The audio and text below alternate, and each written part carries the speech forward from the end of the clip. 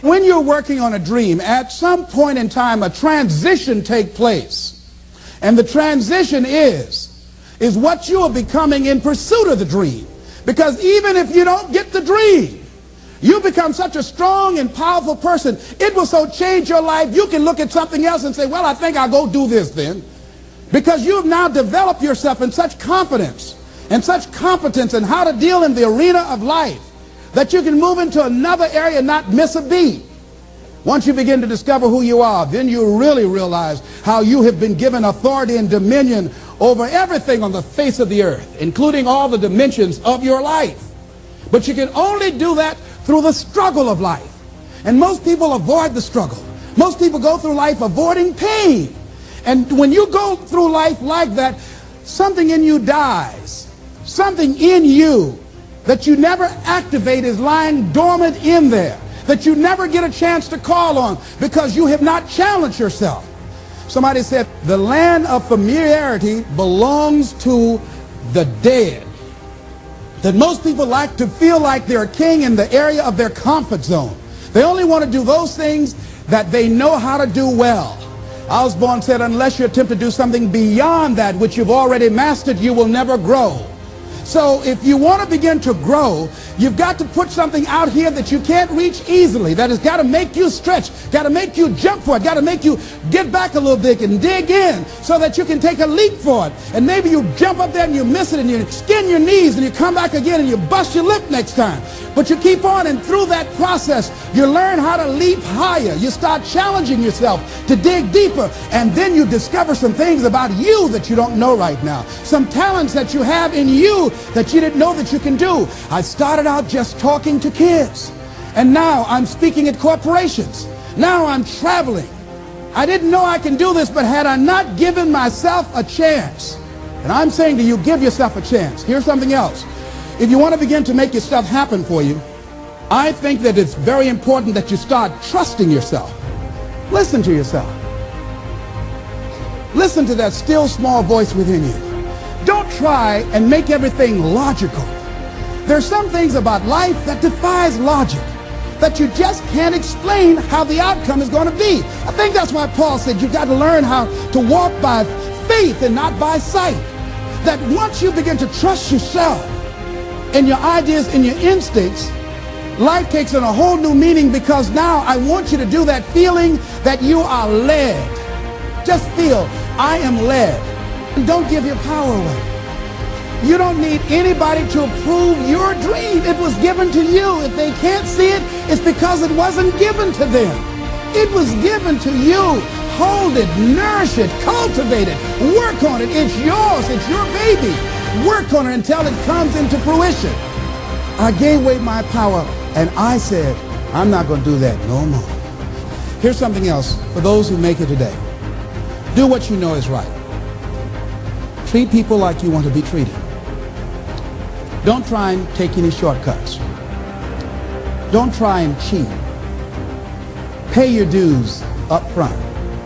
I believe, ladies and gentlemen, what goes around comes around. You can pay now, or you will pay double later. So do the right thing. There might be a tendency sometimes, because of the negative part of our consciousness and our own programming, for us to want to say, well, I just do it this time. It won't matter. Won't nobody know. Ladies and gentlemen, everything matters. And you know you're somebody. You know. I'd rather lose out on my dream doing the right thing than to cheat trying to make a shortcut to get to my goal. I want to be able to look myself in the mirror. And that's what you want to do. There's no saying, judge a man not by what he does, but by that he doesn't have to do. And to judge the true quality of a man is what do you do when nobody's looking. See, there's some good out there for you in the universe that has your name on it. And nobody can get your good. It has your name on it. They can't take your stuff. It's your stuff. So when you know that whatever you're seeking, it's also seeking you, you don't worry. You don't run scared. You don't think somebody's going to take it from you. You listen to your inner voice and you always take the high road. There will be the tendency, the natural inclination to take the low road. You must resist that. Here's something else I encourage you to do if you want to make it today. Keep your agreements. Keep your agreements that you make. And establish a network of people who will also do that. Establish a network of people in your life that you can count on, that will be there for you when you need them, and you be there for them.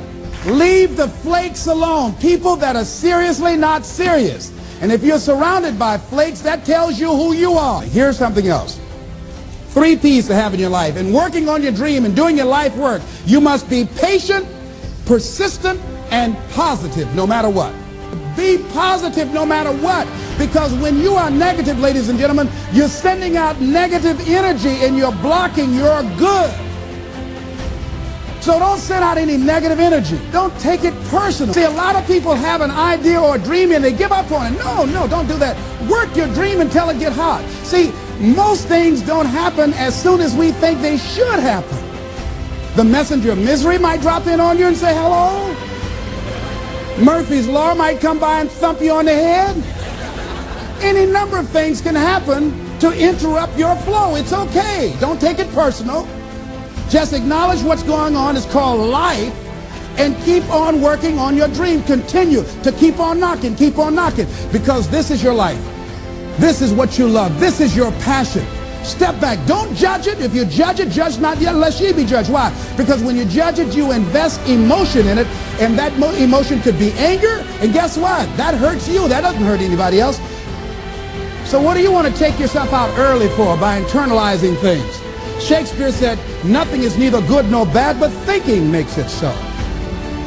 So judge not according to appearances, but right judgment, and feel that everything is going to work out for you because you're patient, you're persistent, and you're going to be positive no matter what. Don't allow other things or people or circumstances to determine what your reaction is going to be. So don't allow people to determine how you are going to respond to them or circumstances. Learn to look at it. Look at your life right now. If you want to keep on getting what you're getting, keep on doing what you're doing. You've got to be willing to change your ways. Your life is working. If you don't like what you have produced, you're a director, you are the star, you wrote this script. You produced this, whatever it is. If it's a hit, you produced it. If it's a flop, you produced it.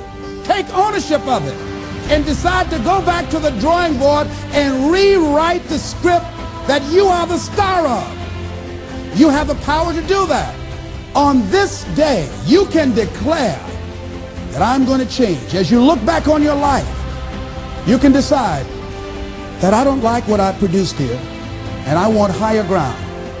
I want to begin to experience more love. I want to have more adventure in my life. I want something that gives my life a sense of meaning. I believe, ladies and gentlemen, if we can accept the possibility of that this is the decade of consciousness. That's what I believe that this is. The decade of consciousness, if you please. A time where we can begin to create in folks' minds the idea, the possibility that we can create a more humane society, the possibility that we can create more love, communication, and understanding in relationships, the possibility that we can create a drug-free America, the possibility that we can create the kind of respect for diversity and difference in our multicultural society, the possibility that we can begin to develop the mindset to bring out the best in people, to encourage them to achieve their greatness and support them in their dreams, that if we can, in this decade of consciousness, to begin to see and envision that happening, and that we all can play a role, that we were born for such a time as this, that we showed up for this, that we survived 1 out of 9 million sperms, and we have been chosen for this great work. What an exciting time to be alive.